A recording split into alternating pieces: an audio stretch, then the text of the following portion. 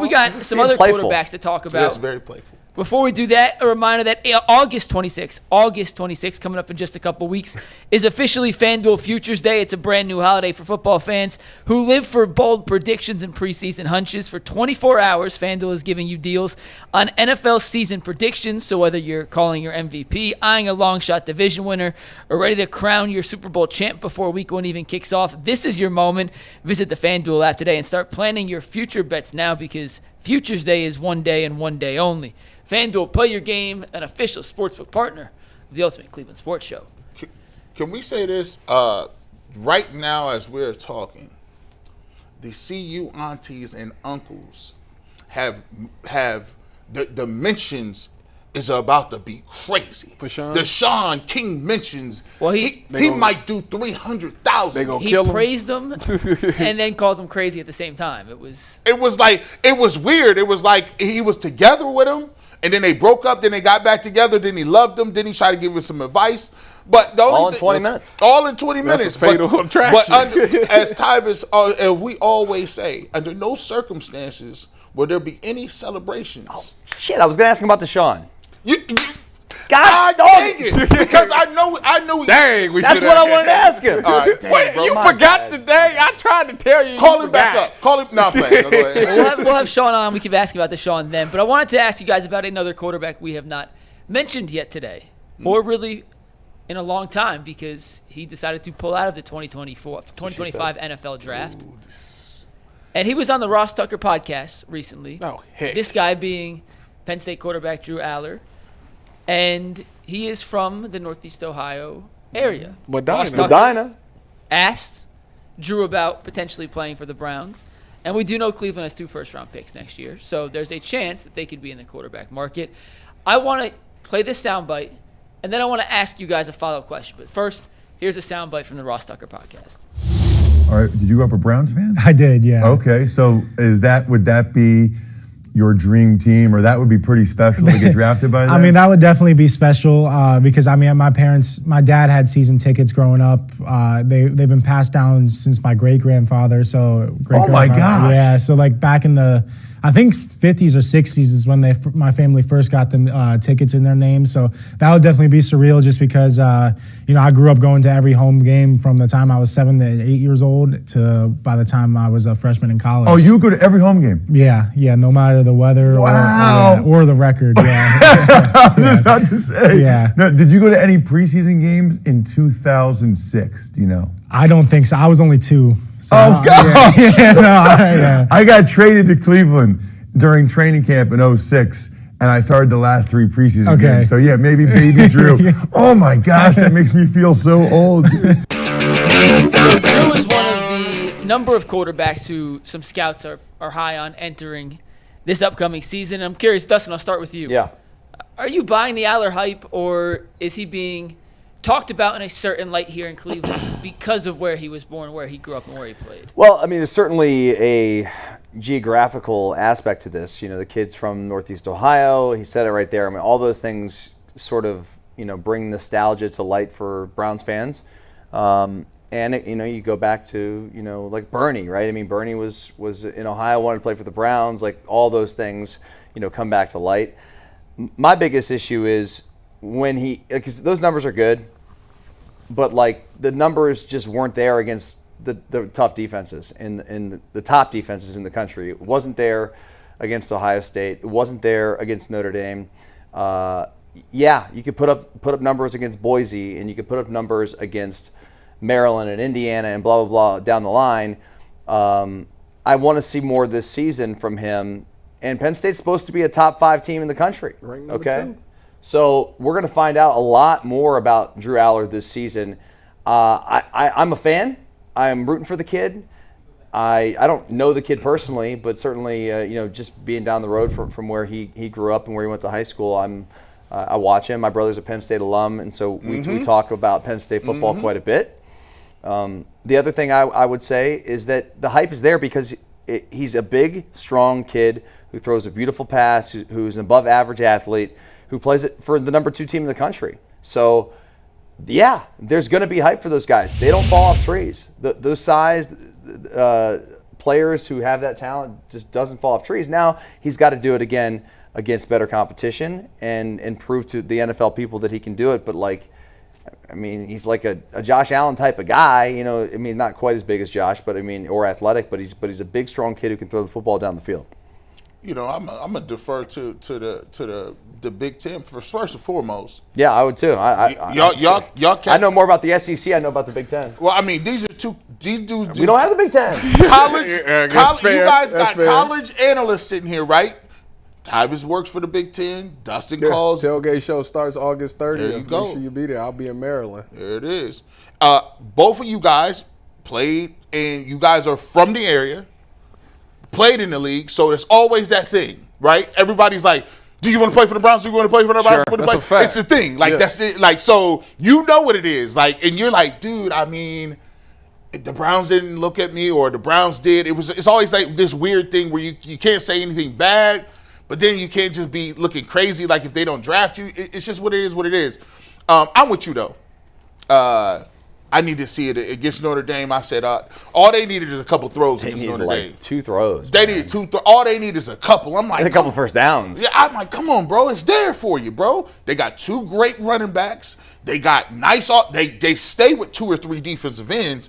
They just needed a couple throws. He couldn't get them. So see, from junior year to senior year, we're gonna see what it is.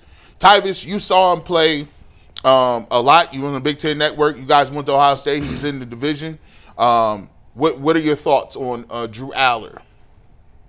I would say that I made this statement last year before the season started, and it kind of got me fired. And it said it was something like this. It was about. You got fired for this? Fired? Yeah, I got fired for these comments I made, but From which job? don't worry about it. Oh yeah, okay. I know what you're talking about. Go ahead. Anyways, Tyvis the only dude. Never later. He the only dude. He got so many jobs. He the only dude that lose a job and make more money. well, I'm back up to 5. I'm back up to 5 jobs now, so we good. But anyways, no, I made these comments about Ohio State last year about, how they had all the talent in the world, and if the talent if they couldn't get it done with what they have, with that roster, with that personnel, then it's only one person you can look at, and that's the head coach. Fast forward that to this year. Penn State got everything that you want. you got all your players to come back. You went in the portal, got the best wide receivers out. You're supposed to have one of the best quarterbacks in the country. Stole y'all's defensive coordinator. The defensive coordinator who's giving y'all just all the tips in the world about what Ohio State did to shut y'all down. So you should be one of head above shoulders above a lot of quarterbacks this season. There's no excuse. Last year for me, I didn't really like your game because to me, when you was in doubt, all you did was throw it to Tyler Warren, and Tyler Warren was a cheat code. He was probably the best player on that team last year. Rightfully so.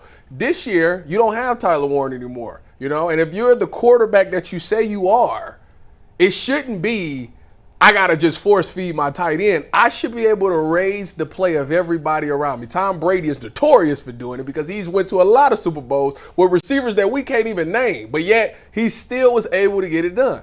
When it came time for you was up 24-17 in the game to get to the championship game, and you lost. In the last moment with the ball in your hands, you threw a pick that you claimed that you was trying to throw to the dirt, but you threw it straight to the guy. So, that to me is stuff like that I don't really see it right now. I am totally open for being proven wrong, and I hope you do. It'd be nice. But I just right now at this very moment, no, I wouldn't take it out. 6'5", great arm, all of those things is great. And I'm sure Cleveland would love that.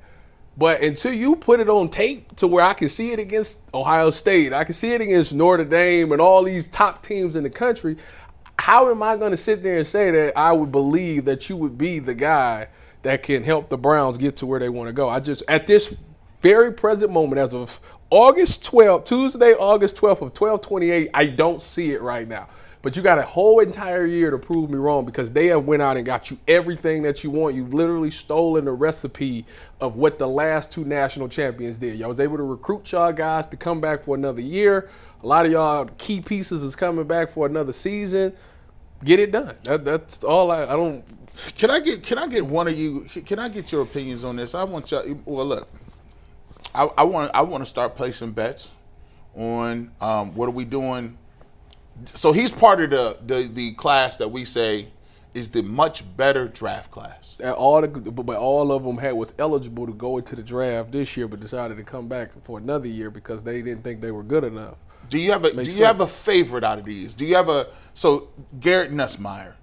He throw a lot of picks. He led the SEC in picks, tied for first place in picks last year. Lenora Sellers. Lenora Sellers is the most. He's big and he's very athletic. Raw though, I think last year was his first year start, so you got to see it for 2 years. Cade Klubnik. I like Club Day. Cade, Athletic guy. I actually did one of Cade's games 2 years ago. After I did the game, I'm like, this guy's not going to be a prospect like for the NFL, but I think he's turned into one. Okay, so we got obviously Drew Allar. We just gave you the assessment on Drew Allar, and then I guess Arch Manning, but we've all been told he's not coming out. You got him. You got Fernando Mendoza for Indiana this year. They say he's a really good quarterback. The kid from UCLA. Nah, Not eligible. He's not eligible. Nico, You guys have named the main. Iamaliava. Yeah. Yeah, you guys have named it. The big group is in no particular order, but Sellers, Allar, Nussmeier. Klubnik, Nussmeier, and Mendoza are the five. I did a Nussmeier game last year too. I like him. So, here's the thing. I always talk about the work, right? So, Shador and Dylan Gabriel got work to do for this year. All those quarterbacks got work to do. Mm-hmm. They got work to do. If it's going to be a great class, because I thought Carson Beck was going to be good. They told me Quinn Ewers was that deal. They said Carson Beck was the Heisman front runner going into the season. Like he had about the same type of year that Spencer Rattler had when he was at South what a name. Spencer Rattler was very coming into his, what was he at, Oklahoma maybe? Yeah. And OU, yeah. And then they said he was people supposed to be the Heisman front runner. He gets benched for Caleb Williams and then So- transfers to South Carolina, doesn't do really well, but plays really well at the end for his last few games. Now he's with the Saints, and he started Saturday's preseason game or Sunday. Carson Beck's going to have a big year. At For Miami, right? you think They so? have the easiest schedule in the country. Do they? I ain't looked at it. Man, it's always, you never know. And by the way, I guarantee this: there's going to be one quarterback that comes from nowhere, Oh, it happens every year. and Tyler Shuck last year. Yeah, nowhere. They'll come from. They say, "Well, what about this kid?" And I will give him credit. I will give what's the name credit as he come on. Oh, they start the year. He off, said, man. Sean King said this. Them dudes be getting what is the COVID years done, by the way? It's over. It's over. Okay. We're officially past the COVID. Okay, but because it's always somebody that done played 7 years. You be like, where did he come from? Well, actually, he went to North Carolina. Then he transferred to Miami. Then he transferred to UCLA. Then he transferred to Texas. And now he at Texas Tech. Now he's supposed to be good. I'm like, bro, that was 8 years, bro. Did you mention people are going to talk about Darian Mensah too? Transfer from Tulane to Duke.